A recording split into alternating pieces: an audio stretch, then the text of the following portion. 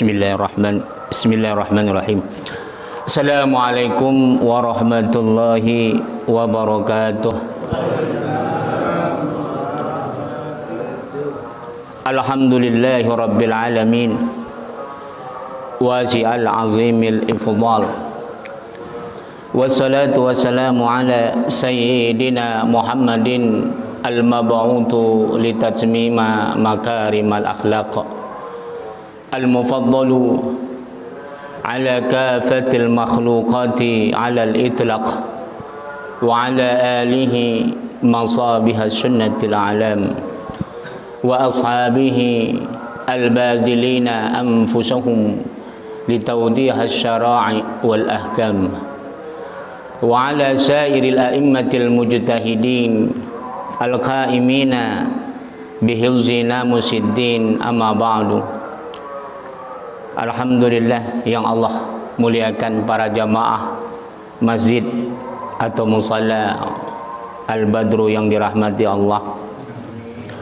InsyaAllah sebagaimana biasa, setiap ba'da subuh hari Sabtu yang kedua, kita meneruskan kajian tafsir Al-Qurtubi. Boleh jemaah buka Quran kalau ada Qurannya, atau tafsir apa saja. Mari sama-sama kita membacakan ulumul Quran. Lin Nabi Muhammadin sallallahu alaihi wasallam ya Rasulullah, wa ala azwajihi wa alihi wa ahlil bait ajma'in, wal awliya'i was salihin wal anbiya'i wal mursalin wal malaikatil muqarrabin, wali abaina wali ummahatina wali jaddina wali jaddatina wali asyadidina wali muallimina wali masyayikhina wali jami'al muslimina wal muslimat wal mu'minina wal mu'minat al ahya'i minhum wal amwat, khususan li sahibil muallif kitab al-jami' li ahkamil Quran li Abi Abdullah Muhammad bin Ahmad al-Ansari al-Qurtubi, wa nafa'ana bihi wal muslimina bi ulumihi wa bi ulumin jami'il ulama, amin ya Allah.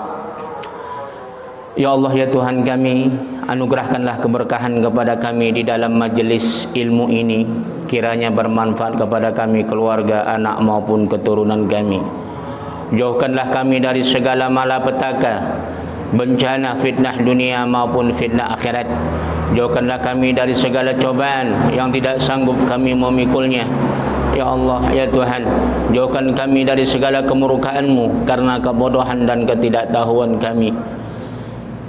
Lindungilah kami, anak dan keluarga kami dari segala gangguan, tipu daya muslihat, baik yang datangnya daripada golongan jin maupun manusia. Ya Allah, ya Tuhan, anugerahkanlah nikmat kepada kami, anak dan keturunan kami, menjadi imaman lil muttaqin, menjadi pemimpin bagi orang-orang yang bertakwa. Anugerahkanlah ya Allah kepada kami, keluarga kami, umur yang panjang lagi berkah. Karuniailah kesehatan, kemajuan dan kesuksesan segala amal usaha yang kami lakukan. Ya Allah, berikanlah keberkahan pula kepada siapa saja yang telah pernah berbuat baik kepada kami, khususnya mereka ya Allah yang telah berkhidmat, istiqamah, ikhlas membantu perjuangan dakwah kami ini ya Allah. Tinggikan derajat mereka fid dunia wal akhirah bi barakati al-Fatihah. A'udzu billahi minasy syaithanir rajim. Bismillahirrahmanirrahim. Alhamdulillahi rabbil alamin, arrahmanir rahim, maliki yaumiddin, iyyaka na'budu wa iyyaka nasta'in, ihdinas siratal mustaqim, siratal ladzina an'amta 'alaihim ghairil maghdubi 'alaihim waladdallin. Amin. Alhamdulillah. Surat Al-A'raf ayat 146. Sebelumnya 145. Insyaallah, alhamdulillah, mungkin kiai kita telah banyak menjabarkannya ya. Kita ulang sedikit saja biar menyambung ayat berikutnya. Wa katabna lahu fil alwah min kulli syai'in mau'izah wa tafsilan li kulli syai'. فخذها بقوة وأمر قومك يأخذوا بأحسنها سأريكم دار الفاسقين. Jadi ini meneruskan bagaimana perjuangan dakwah Nabi Musa terhadap Bani Israel. Jadi memang sifat Bani Israel ini harus kita ketahui. Tujuannya apa? Supaya umat Islam jangan sampai meniru mereka. Sifat mereka itu suka ngeyel kepada para rasul, kepada para ulamanya. Dan Bani Israel ini sifatnya suka main perempuan, main judi. Kita kira-kira ada nggak gitu, Pak? Insya Allah ada ya. Kemudian riswah. Bani Israel itu suka menyogok, memberi upeti kepada siapa saja yang bisa membantunya. Kemudian sifat buruknya apa? Ulama-ulamanya itu berani menggadaikan agamanya untuk kepentingan dunia. Kemudian ulama-ulama Bani Israel itu, Pak, sehebat-hebatnya ulama Bani Israel, sekelas mujtahid. Ini Rasulullah Sallallahu Alaihi Wasallam sebut di dalam kitab hadis Al-Muwatta Imam Malik. Ulama yang paling kaliber itu kan ahli fatwa, mujtahidnya. Itu nggak tahan dengan cobaan, berputus asa. Nah, ini beda dengan ulama umat Rasulullah Sallallahu Alaihi Wasallam. Kalau sudah bergelar ulama, al-ulama warasatul anbiya, dalam perjalanan sejarah kita, Pak, ulama nggak ada yang kaya sama kayak para rasul dan nabi. Dalam peradaban dunia Islam sampai kiamat insya Allah, tapi benar-benar gelar ulama ya, bukan orang yang berpakaian seperti saya ini. Kalau berpakaian seperti saya ini banyak. Iya. Dan siapa yang berhak menggelar ulama? Ya ulama. Bukan bapak, bukan masyarakat. Ya. Jadi kalau masyarakat menggelar kiai itu belum. Mesti ulama yang menggelarnya. Jadi Bani Israel itu ulama yang paling kalibernya, kalau di kita itu mujtahid, disebut di situ mujtahid. Dalam hadis Muwatta itu sifat ulama Bani Israel, Pak, berputus asa sebab meninggal istrinya yang cantik. Baru menikah, punya istri cantik, berputus asa. Seolah-olah hidup ini tak ada artinya. Jadi kalau ulama insya Allah belum pernah itu. Insya Allah belum pernah ada ulama stres sebab perkara dunia, apalagi hanya gara-gara kematian, walaupun baru menikah, itu dilindungi memang. Makanya termasuk juga kalau ulama Bani Israel itu mau diajak berserikat dalam kesesatan, kalau ulama umatnya Nabi Muhammad nggak bisa. Tapi ulama sesat ada, ulama ulama jahat ada. Tapi kalau ulama umat Islam, umatnya Rasulullah berserikat dalam kesesatan, itu sudah dijamin Rasul, la tajtami'u ummati 'ala dhalalah. Ya. Tidak akan pernah ada ulamaku, kata Rasulullah, sepakat dalam kesesatan. Itu nggak bisa. Jadi kalau Bapak melihat hasil fatwa di MUI pusat, jangan ragu ya. Beda kalau ucapan pimpinannya, ya. Kalau ucapan pimpinannya boleh ragu. Tapi kalau hasil fatwa tidak boleh. Karena hasil fatwa MUI itu di seluruh Indonesia, tapi memang kalau kita lihat dari tingkat kecamatan kita nggak bisa jamin, karena kan kalau untuk tingkat provinsi kecamatan itu kita belum bisa menjamin ada ulama ya. Kadang-kadang karena kebutuhan dibikinlah MUI tingkat kecamatan, tingkat provinsi. Ah, itu kita repot, itu belum bisa dijamin. Tapi kalau di MUI pusat itu bisa dijamin. Komisi fatwa itu adalah seluruh ormas Islam yang duduk di situ dan ahli fikih. Ahli fikih. Tapi tidak bisa di general semua. Apakah di komisi fatwa itu semuanya ahli fikih? Enggak juga. Ada memang orang itu yang ahli dalam ilmu di luar itu. Artinya bagaimana mereka bisa duduk di komisi fatwa, masing-masing punya keahlian untuk mendukung hasil fatwa. Bisa nggak disogok komisi fatwa MUI? Nggak bisa. Tapi kalau ulamanya bisa nggak? Bisa. Personalnya bisa. Personal ulama itu bisa. Tapi kalau sudah ulama secara lembaga atau ulama seluruh Indonesia atau seluruh dunia, apalagi nggak bisa disogok.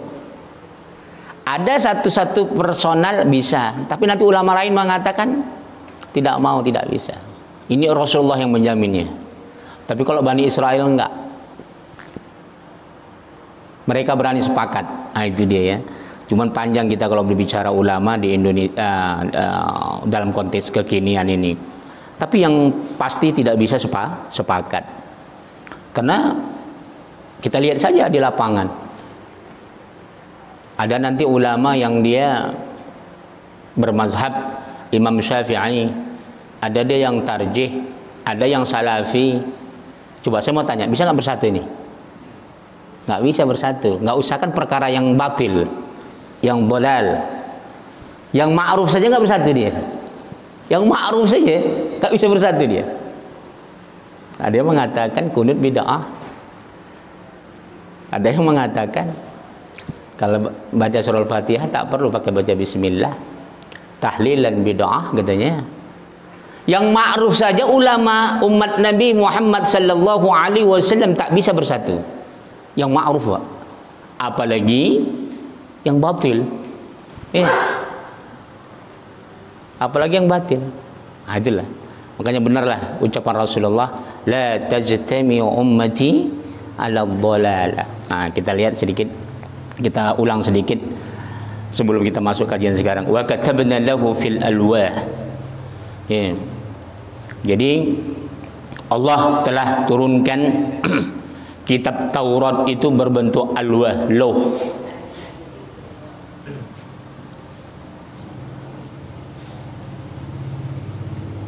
Apa lauh itu?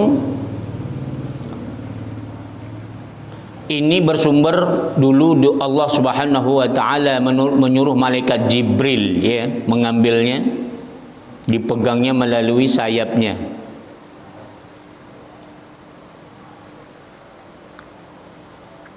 Ketika pertama kali Allah suruh untuk menciptakan alwah. Alwah ini adalah benda yang mau ditulis tentang ajaran Taurat. Terbuat apa dari alwah itu? Para ulama salaf dan khalaf berbeda pendapat. Wa qala Mujahid kanat alwah itu min zumradatil khudra, zamrud yang biru. Itu batu jamrud itu mahal kali Pak. Mungkin hanya berapa gram aja udah ratusan ribu ya, gram aja. Kemudian Ibnu Jubair mengatakan al-wahyi yang ditulis untuk kitab Taurat itu bersumber dari apa? Batu yakut hamra. Batu yakut yang berwarna merah. Kemudian Abu Aliyah mengatakan min Jabarzad, batu Jabarzad. Al-Hasan, ada juga pendapat Imam Al-Hasan, dia mengatakan bukan dari batu, dari khasab, kayu. Nuzilat minas sama, Allah turunkan dari langit. Tapi ada juga pendapat bukan dari langit, dari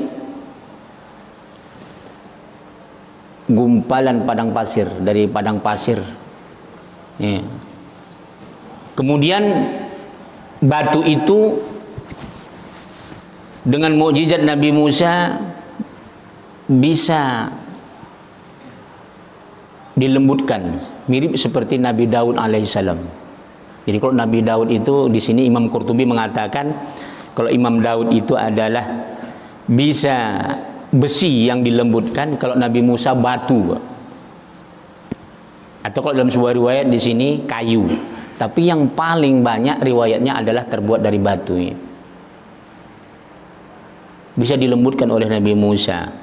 Jadi memang para rasul dulu mukjizatnya langsung seperti itu.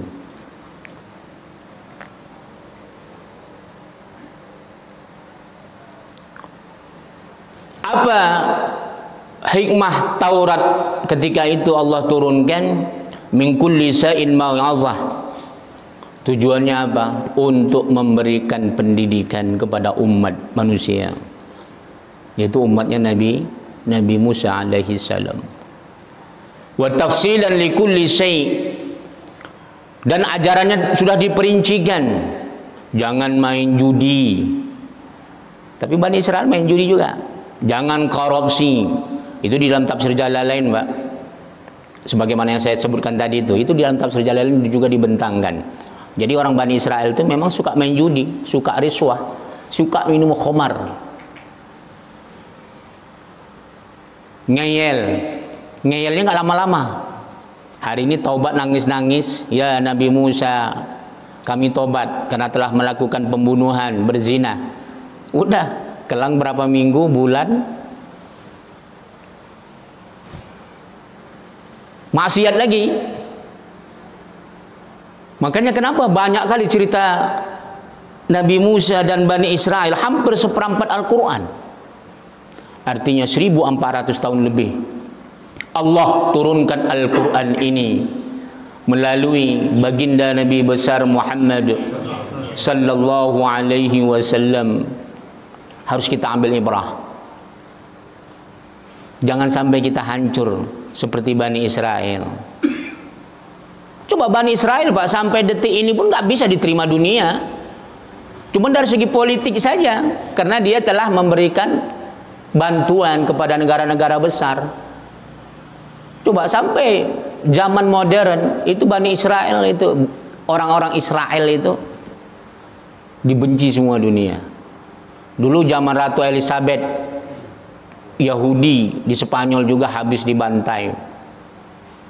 Kemudian zaman Hitler, ini kita baru bicara zaman modern saja Pak ya, belum lagi yang dulu, zaman Firaun. Hitler gitu juga, seluruh orang-orang Israel Eropa, Bani Israel Yahudi Eropa harus dibunuh. Meskipun di Jerman mereka dibantai, kalau negara-negara Eropa yang lain tidak, tapi dibenci sampai detik ini Pak. Sampai detik ini orang-orang Yahudi di Eropa itu didiskriminasi.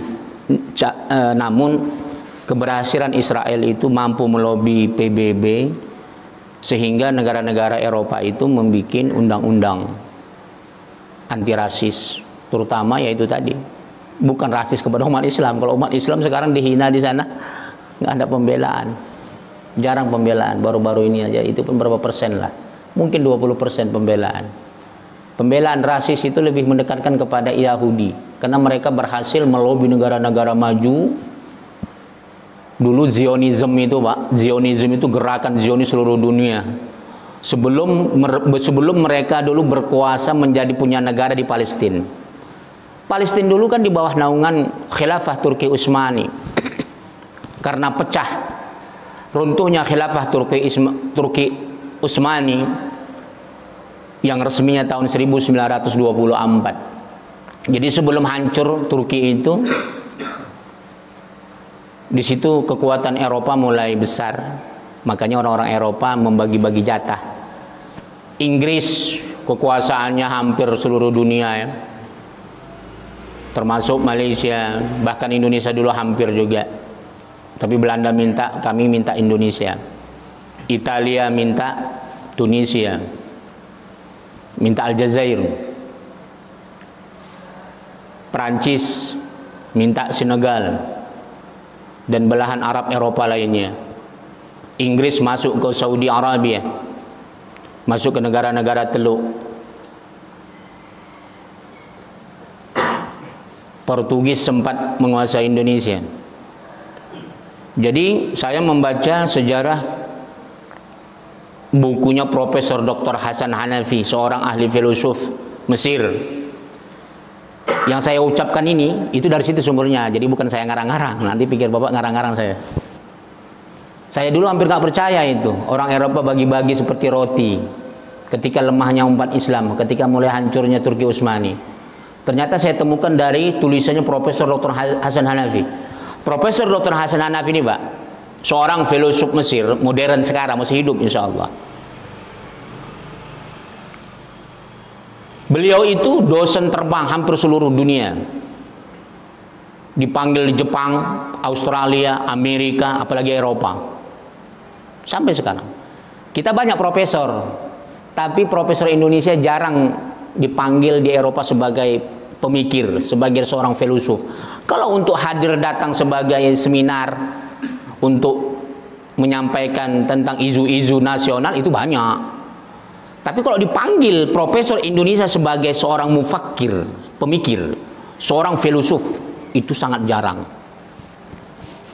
Sangat jarang.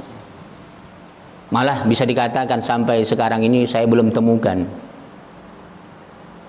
Jadi beliau itu buku-bukunya sudah diterjemahkan lebih daripada 10 bahasa dunia. Jadi pemikir-pemikir Arab sampai detik ini, Pak, di Eropa itu dikenal. Termasuk Ahmad Said Adunis. Ahmad Said Adunis itu, Pak, sampai 32 negara dunia, bahasa dunia. Itu orang Syria. Seorang filosof, seorang penyair, seorang politikus yang luar handal. Yang pemikirannya, Pak, padahal beliau Muslim, tapi bisa diterima oleh negara-negara maju. Saking kehebatan cara berfikirnya tentang sastra, tentang sosial, budaya, politik, filsafat, sebagaimana Hasan Hanafi tadi. Maka ini penting kita contoh. Anak didik, anak generasi kita akan datang mudah-mudahan bisa go publiknya, mustawa ad-dauliyah, mustawa internasional. Kita kan jago kandang, ya kan? Gak usah kan perkara agama, perkara bisnis saja kita banyak jago kandang. Seharusnya sekelas Abu Rijal Bakri, sekelas siapa? Bisnis Haritano bukan Muslim ya, pokoknya yang Muslim ya, si Gobel. Hah? Iya, Rahmat Gobel. Seharusnya mereka jangan bermain di Indonesia aja, coba bermain di Amerika. Sebenarnya di Amerika pengusaha kita ada, tapi China, Pak, yang punya perusahaan jarum itu udah lama bermain di Amerika. Tapi maaf, mereka orang-orang yang ras begini nggak mau ngakuin Indonesia kalau di luar. Kalau di sini ngakunya Indonesia. Saya udah buktikan. Saya dulu di Malaysia, Pak, waktu belajar di Malaysia, pulang dari Mesir itu, saya meneliti itu sambil belajar itu, jumpa orang-orang kita Tionghoa. Itu mereka di sana nggak pernah mau ngaku dari mana, terutama dari Indonesia nggak mau ngaku. Saya pernah juga jumpa mereka di Timur Tengah, di Mesir, Pak. Kita ajak ngobrol gitu, nggak mau dia ngaku dari sini. Padahal kita tahu dia itu orang sini. Nah, itu dia. Jadi memang yang nasionalis itu orang Indonesia lah. Kalau orang-orang yang rasnya bukan dari Indonesia, di luar itu jarang mereka mau ngaku Indonesia. Nauzubillah. Udah, sampai mana kita? Wah, jauh kali kita udah jalan nih. Jadi Hasan Hanafi itulah yang mengatakan ya, dibagi-bagi, dijajah negara Islam ini. Jadi Palestina itu, orang-orang Israel itu dulu sebelum mereka Zionism itu Suhyuniyah kata orang Arab. Itu mereka bergerak mengumpulkan dana, bukan hanya sekedar dana, orang-orang yang handal bagaimana melobi orang-orang negara-negara besar. Dulu Palestina itu di bawah naungan kekuasaan ketika jatuhnya Turki Utsmani, Inggris. Jadi Inggris yang memberikan kesempatan orang-orang Yahudi. Karena begini, orang Eropa nggak mau nerima, Pak, orang Israel, Pak. Bani Israel ini tidak bisa diterima di Eropa. Dalam perjalanan sejarah mereka ini bakal menghancurkan. Jadi bagaimana supaya mereka tidak hancur untuk kedepannya orang Eropa? Ya udah kita taruh di negara Arab. Itu dia. Kita kasih mereka. Sebenarnya orang Yahudi nggak mau dia di tanah Arab karena memang perjalanan sejarah mereka di Arab itu nggak akan pernah langgeng karena mereka satu rumpun. Mereka lebih suka di Eropa atau di Asia, Rusia. Makanya Karl Marx itu kan karena ketika dia mau mencoba ingin berkuasa di Rusia, dulu Rusia ya, itu nggak bisa, akhirnya membuat ideologi baru, komunisme. Iya. Padahal dia itu Yahudi. Begitu juga Spinoza. Banyak penyair-penyair handal di Eropa itu orang Yahudi. Jadi mereka tidak bisa berbagai macam cara, tapi tetap nggak bisa. Makanya bagaimana caranya? Dikasih tawaran sama negara-negara maju ketika itu. Ketika itu lagi lemahnya negara-negara Islam, pecah. Ya, Turki, kecuali Turki walaupun pecah tapi masih punya kekuatan walaupun kalah terus perang. Gitu ya. Perang Dunia Pertama mengalami kelemahan, makanya akhirnya Mustafa Kamal Atatürk menangkap, menaklukkan, menjatuhkan, mengkudeta Raja Faruk, raja Turki terakhir. Dan dia benci dengan sebenci-bencinya karena memang keruntuhan Turki Utsmani itu sebagaimana yang bulan yang lalu saya pernah ceritakan, singgung sedikit. Karena memang negara-negara Arab nggak mengakui khilafah Turki Utsmani karena Turki itu dianggap bukan Arab, tidak wajar menjadi khalifah. Makanya akhirnya Turki mengatakan Mustafa Kamal Atatürk akhirnya menjadi alasan itu. Padahal tidak, tapi memang karena lemahnya, memang sudah tilkal amtsalu nudawiluha, itu memang sudah fitrah diberikan Allah. Peradaban itu akan Allah pergilirkan, tidak bisa bertahan. Bermacam-macam kelemahan peradaban umat Islam. Jadi nggak boleh mengkambing hitamkan kelemahan itu sehingga membawa-bawa agama. Jadi orang Arab pecah membawa agama, sebagaimana Turki juga begitu, menyalahkan agama. Akhirnya bahasa Arab yang sudah hampir 700 tahun nenek moyang mereka pakai bahasa Arab, datang Mustafa Kamal Atatürk dirubah semua gara-gara kebencian dengan Arab. Orang Arab begitu juga. Kita selama ini dijajah sama Turki katanya. Menganggap Turki itu ajnabi, bukan Arabi. Asing, penjajah. Tapi sebenarnya ini adalah lika-liku. Ketika itu kelemahan daripada pemerintahan Islam, masuklah negara-negara Eropa yang mereka sudah mencapai Renaissance. Peradaban Eropa mampu membuat senjata, industri. Jadi kalau sudah senjata dan industri berkembang pesat ketika itu, di mana negara-negara Islam sama sekali belum menyentuhnya, maka kesempatan itulah untuk memperdaya, untuk menipu, memanipulasi sejarah, sehingga terjadilah kita perang saudara. Akhirnya perang saudara kan antara Saudi Arabia dan pecah-pecahan Arab. Sekarang jadi terpecah 22 negara Arab dengan Turki. Tapi itu adalah karena fitnah. Semuanya orang-orang Zionism, Yahudi, mencoba untuk menghasut umat Islam. Tapi itu perjalanan sejarah yang kita tidak boleh lupakan. Kembali kepada Israel tadi, akhirnya setelah mendapat bagaimana orang Israel ini minta tanah di Palestina. Minta tanah di Palestina. Bagaimana caranya? Oh, nggak bisa. Ini kan sudah lama orang Arab yang berkuasa di situ. Mereka yang memerintah. Akhirnya mereka sepakat kerjasama dengan Inggris. Tahu Pak caranya Pak? Dicarilah orang-orang Palestina yang miskin-miskin yang punya tanah Pak. Dibeli tanahnya. Yang beli siapa? Orang Israel yang duduk di situ miskin juga, tapi duitnya dikasih, dibantu. Beli di tanah 1 hektar, 2 hektar. Ini orang Palestina nggak sadar. Ketika itu belum sadar. Apa maksud dan tujuannya? Ya mereka merasa miskin, nggak ada duit. Dalam kondisi ketika itu memang pecah-pecahnya seluruh negara Arab, lemahnya kondisi Turki Utsmani memang sudah hancur sehancurnya. Kemudian dikudeta, dikuasai oleh Mustafa Kemal Atatürk. Kondisi memang betul-betul labil, miskin. Ya saya mau tanya, Bapak kok di kampung miskin kali ada orang mau beli tanah yang biasanya harga tanah 1 meter itu hanya 2.000 rupiah di kampung Pak. Tahu-tahu ada yang beli 100.000, Bapak ngasih nggak? Atau tanah di Jakarta Pak, NJOP-nya per meternya itu 15 juta. Ada orang beli 100 juta per meter, Bapak kasih nggak? Jadi itulah yang dilakukan oleh Zionisme. Dibeli sedikit-sedikit, lama-lama dibikin pemukiman Yahudi. Mirip, maaf kalau di Medan tuh Pak, kalau di Medan itu orang kita China itu Pak, bikin beli perumahan itu khusus untuk dia saja. Ini mirip ini.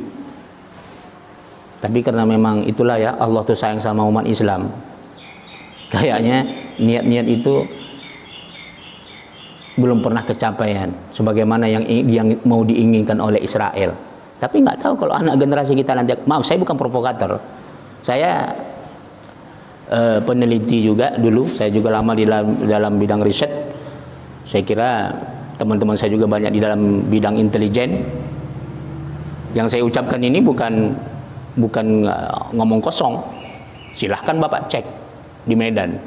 Banyak perumahan-perumahan, termasuk juga tempat-tempat pasar itu hanya orang mereka saja. Jadi dulu Israel itu begitu. Dia beli tanah sedikit-sedikit. Akhirnya apa? Dia bikin pemukiman. Lama-lama sudah berkuasa, barulah ditetapkan oleh Inggris di situ negara. Belum berdaulat Pak. Kekuasaan yang mengatur. Ya, lemah, orang Palestina lemah. Nggak ada yang bisa menaungi Mesir ketika itu, yang kuat saja belum mampu mengayominya. Kenapa? Karena Sinai saja mesti diambil oleh Israel. Bayangkan Sinai jelas-jelas milik Mesir itu mampu dicuri terang-terangan oleh Israel karena banyaknya duitnya. Dan Mesir ketika itu mengalami kemiskinan yang luar biasa. Penduduk Arab satu-satunya terbesar di dunia ini adalah Mesir. Itulah satu-satunya negara yang diharapkan oleh Palestina yang bisa membela dirinya. Semua negara Arab, meskipun luas daratannya, kita katakanlah Saudi dan Libya. Libya penduduknya ketika itu baru 2 juta orang. Saudi Arabia mungkin penduduknya baru 15 juta orang. Mesir ketika itu sudah mencapai 25 juta, terbesar. Tapi miskin. Nggak punya kekuatan. Itulah dia yang terjadi. Akhirnya apa? Sampai dilepas berhasil Amerika. Amerika dilobi oleh Zionis. Ketika itu Amerika mulai kolaps ekonominya. Apa kata Zionis? Kami akan bantu, Amerika akan tetap maju. Itu sekitar tahun 1940-an, 42 lebih kurang. Akhirnya Amerika takut negaranya kolaps, dapat bantuan besar-besaran dari Zionisme, Sohyonia. Akhirnya berhasillah Amerika, tapi dengan syarat perjanjian. Kami bantu, tapi dengan syarat pertahankan kami bisa duduk di Palestina dan kami sampai memiliki negara Israel sendiri. Bayangkan itu perjanjiannya. Akhirnya Inggris dan Amerika membantu terus perjalanannya sampai detik ini. Jadi Asal mulanya ya begitu caranya, mencaplok tanah, beli tanah dulu dan sebagainya. Itulah kejahatan orang Israel ya. Padahal Amerika sendiri sampai detik ini itu Pak secara nggak senang, nggak suka sama Israel, termasuk Eropa. Tapi sebab politik maka itu semua akan menjadi halal ya, bisa dibela. Jadi sebab politik musuh pun dibela Pak. Musuh pun dibela sebab politik. Kata Allah, fakhudha biquwwatin wa'mur qaumaka ya'khudhu bi ahsaniha. Maka kitab suci ini kata Allah, ya kamu peganglah dengan kuat bersama kaummu, artinya Bani Israel. Kamu ambil, kamu amalkan untuk melakukan yang terbaik bi ahsaniha. Amalkan Quran ini yang terbaik. Ya. Itulah kiasnya. Nanti setelah kamu mengamalkan wahyu Allah Taurat ini, atau kalau sekarang Al-Quran, saurikum daral fasiqin, baru kamu tahu mana wilayah-wilayah, negara-negara, mana tempat-tempat yang fasik. Darul fasiqin. Ya. Allah akan tunjukkan. Tapi kan ya Bani Israel lagi-lagi begitu. Ya kan? Sa'asrifu an ayatil ladzi yatakabbaruna fil ardi bighairil haqq wa yaraw kulla ayatin la yu'minu biha wa yaraw sabilar rusydi la yattakhidhuhu sabila. Inilah yang terjadi. Mereka membangkang. Maka akan kupalingkan katanya dari ayat-ayatku mereka orang-orang yang yatakabbaru, congkak. Jadi Bani Israel itu memang congkak apa? Bayangkan, makhluk, seorang hamba, dia tahu Allah.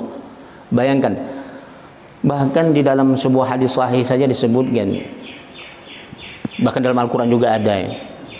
Itu orang Israel itu sebenarnya mengenal Rasulullah, baginda Rasulullah seperti mereka mengenal anaknya sendiri Pak. Begitulah mereka kenal Islam ini. Jadi orang Yahudi itu bukan berarti nggak kenal Islam, kenal sekali, sebagaimana mereka mengenal anaknya sendiri. Tapi congkak. Lantas umat Nabi Muhammad Sallallahu Alaihi Wasallam ada nggak yang congkak sekarang? Insya Allah nggak ada lah ya, mudah-mudahan. Bayangkan sampai Allah abadikan Bani Israel itu yatakabbaruna fil ardi, congkak di dunia ini bighairil haqq, sudah congkak bighairil haqq.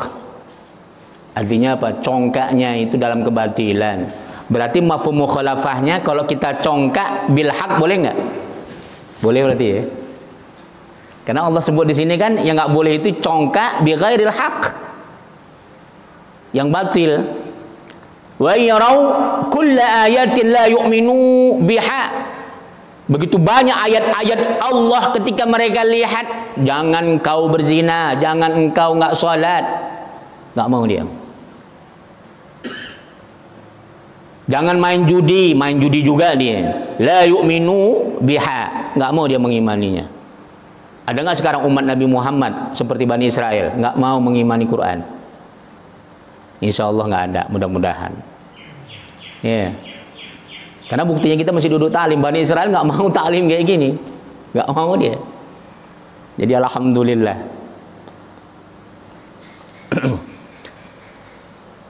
Kemudian apa? Wa yarau sabilar rusdi la yattakhidhuh. Ketika mereka melihat jalan hidayah, la yattakhidhuhu sabila, enggak mau dia. Ayolah taklim, malaslah, capek kali aku. Ayo salat, malaslah. Aku lihat tetanggaku salat, kere miskin juga katanya.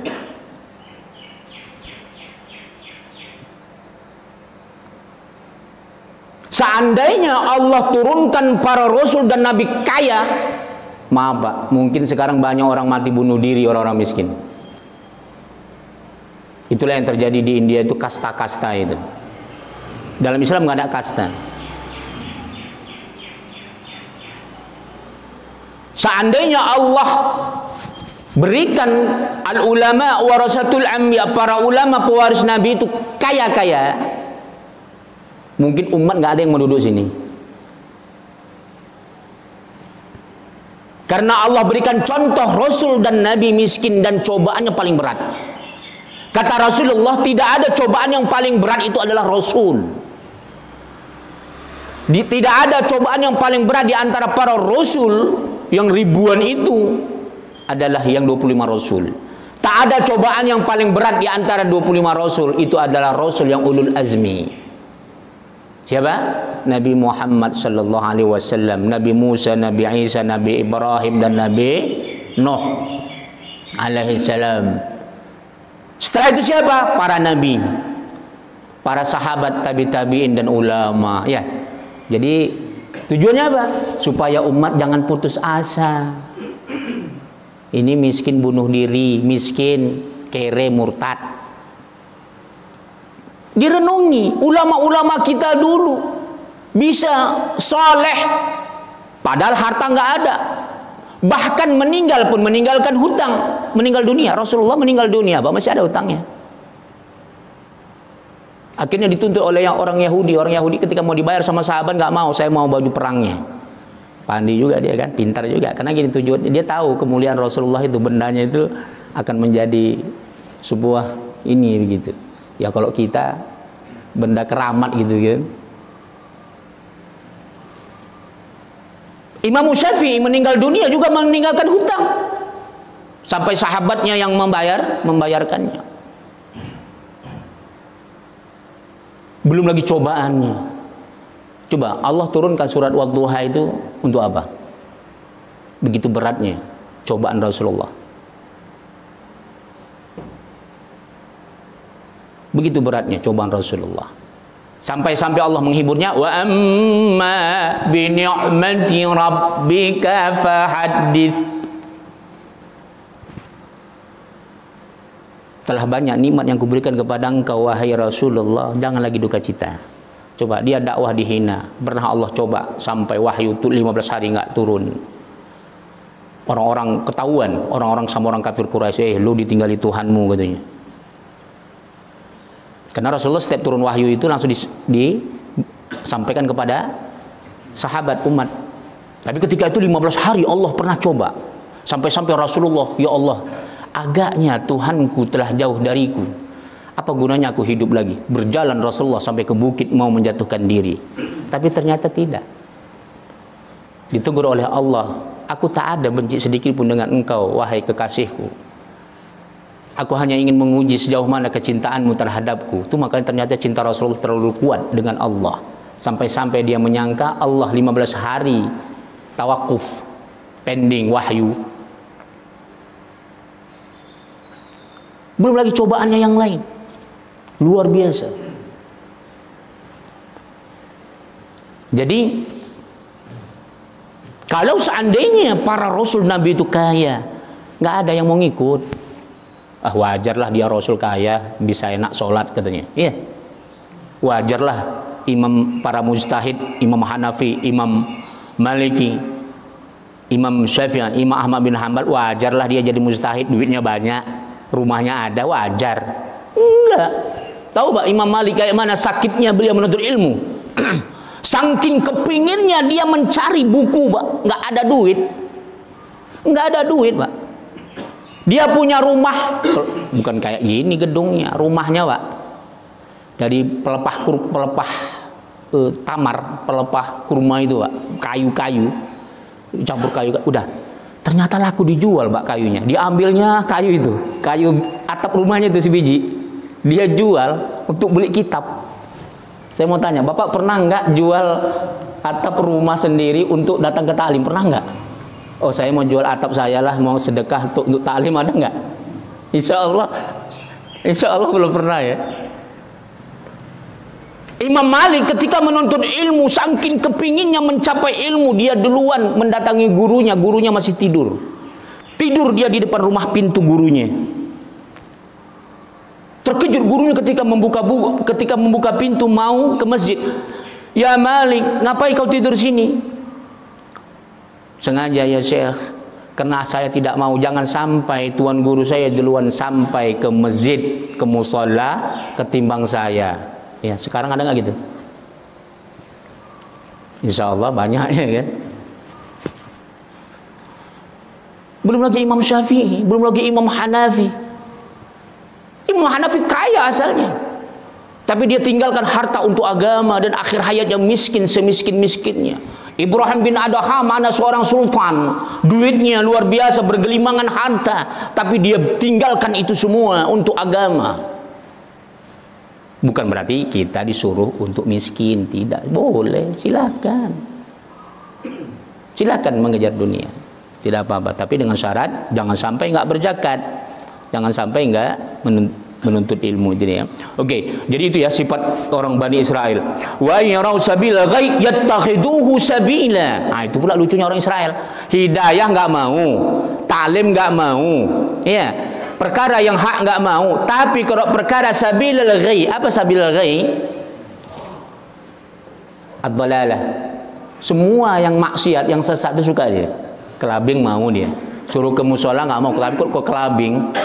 Nengok dangdutan, nengok TV, begadang pun jadi dia main judi itu kan, main trup, main kartu itu begadang sampai pagi.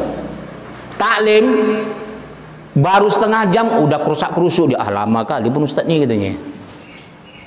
Baru setengah jam kita taklim, udah nggak betah hatinya. Tapi kalau dia begadang satu malam nengok bola live, di traktirnya tetangganya, ayo saya beli kacang sebungkus, kita makan minum kopi. Iya, saya mau tanya, bapak datang taklim pernah nggak bawa kopi?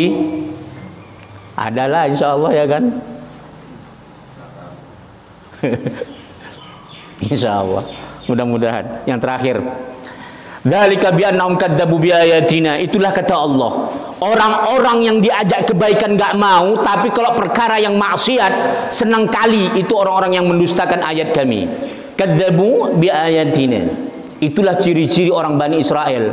Mereka mendustakan ayat-ayat kami. Wa kanu anha ghafilin. Dan mereka itu telah lalai perkara dunianya. Lalai mereka. Jangan sampai kita lalai gara-gara dunia.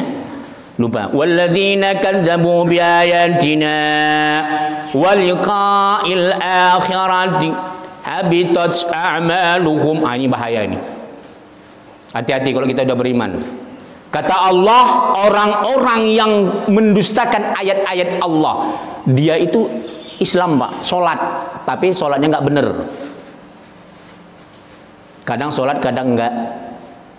Kemudian dia suka melakukan maksiat. Udah, nanti waliqa'il akhirah, di akhirat nanti Allah nampakkan amal ibadahnya. Habitat a'maluhum, ternyata lebur semua, hancur semua amal ibadah yang baik-baik tadi. Jadi kalau di dalam tafsir Jalalain, termasuk di dalam tafsir Imam Qurtubi disebutkan, tahu Pak? Sedekahnya akan hilang. Jadi orang yang baik, kita baik nih Pak, kita orang Islam, kita sedekah, kemudian kita melakukan silaturahmi. Silaturahmi itu baik nggak? Kata Imam Jalal As-Suyuti dan Imam Jalul Al-Mahalli di dalam tafsirnya tentang ayat ini, itu silaturahmi berpahala, sedekah pahala. Itu gugur Pak, gara-gara berbuat maksiat, gara-gara nggak salat. Nauzubillah. Jadi orang-orang yang tak berakidah, yang berbuat baik, nanti Allah nampakkan. Wa qadimna ila ma amilu min amalin faj'alnahu haba'an manthura. Nanti di akhirat nanti ada orang yang tak berakidah, yang bukan Islam, yang dia di dunia berbuat baik kepada kedua orang tuanya, selalu bersedekah sama tetangganya, masyarakatnya, negaranya, triliunan. Allah nampakkan nanti dia. Apa kata Allah? Seperti debu yang berterbangan, tak bisa dia pegang. Kebaikan tadi hilang. Ayat ini sama juga dengan orang Islam yang ria. Banyak bersedekah tapi dia ria, nanti seperti debu yang berterbangan. Allah nampakkan kebaikannya. Walladzina kafaru a'maluhum kasarabim biqi'ati yahsabuhu adh-dham'anu ma' hatta idza ja'ahu lam yajidhu syai'an wa wajaduha Orang-orang yang tak berakidah nanti di akhirat nanti dia nampakkan seperti fata morgana, seperti air, Pak. Ketika kehausan, dia nampak, oh itu amal ibadahku dulu. Tapi ternyata dia bercampur maksiat, sholatnya nggak bener. Kemudian ria. Amal ibadahnya seperti laksana telaga. Walladzina kafaru a'maluhum kasarabim biqinyati yasabuhu zam'anu ma hatta idza ja'ahu lam yajidhu syai'an wa wajadallaha 'indahu fawaffahu hisabah wallahu sari'ul hisab. Haus. Dia lihat itu telaga. Agaknya bisa membuat dahaganya hilang. Dia kejar, Pak, milik dia. Ternyata hilang, tak ada, kata Allah. Adalah dia ya. Jadi dari ayat ini Bani Israel itu, jadi ini bukan hanya untuk Bani Israel, tapi juga untuk kita semua orang beriman. Jangan sampai mengingkari ayat-ayat Allah. Ya, jangan sampai syariat ini tidak wajib dijalankan. Ya, katanya kan begitu kata Adi Armando ya, ya. Iya. Nah itu. Kenapa? Karena dari kecil nggak pernah taklim. Habis uang orang tua hanya sekolah umum aja. Jadi dosen yang luar biasa, Universitas Indonesia ya, yang terbaik di seluruh Indonesia. Tapi nalarnya malah tidak yakin dengan Al-Quran, malah merendahkan Al-Quran. Na'udzubillah, tsumma na'udzubillah. Jadi kalau kita merendahkan Al-Quran, kalau kita nggak sanggup, jangan kita rendahkan. Mendingan kita diam. Makanya terakhir ini, kenapa orang-orang preman, orang-orang bandit, jahat, yang kerjanya melacur, tiba-tiba bisa jadi orang saleh? Karena dia hatinya nggak pernah menghina agamanya. Itulah hidayah. Udah. Itulah apa namanya, pemberian Allah, anugerah. Berbeda dengan ada orang yang dia nggak pernah berbuat maksiat, tapi hatinya selalu kotor terhadap agamanya, kotor hatinya, selalu buruk sangka kepada Tuhannya. Diberikan Allah cobaan, sakit, miskin, susah, mengeluh, selalu buruk sangka. Padahal dia nggak pernah melakukan maksiat, dia selalu salat dan sebagainya. Ketika hatinya kotor, banyak yang murtad. Ada orang baik, rata-rata yang murtad itu orang baik itu, Pak. Bukan preman kelas kakap. Jarang saya mendengar ada preman kelas kakap murtad, itu jarang, Pak. Walaupun ada, tapi jarang sekali. Kenapa? Ketika hati kita kotor dengan Allah, Allah lepaskan kita. Sebagaimana ini tadi.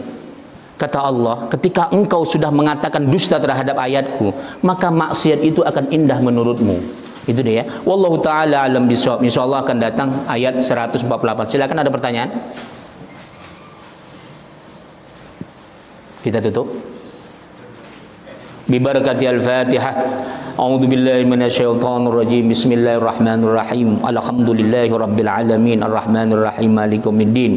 Iyyaka na'budu wa iyyaka nasta'in. Ihdinas siratal mustaqim. Shiratal ladzina an'amta 'alaihim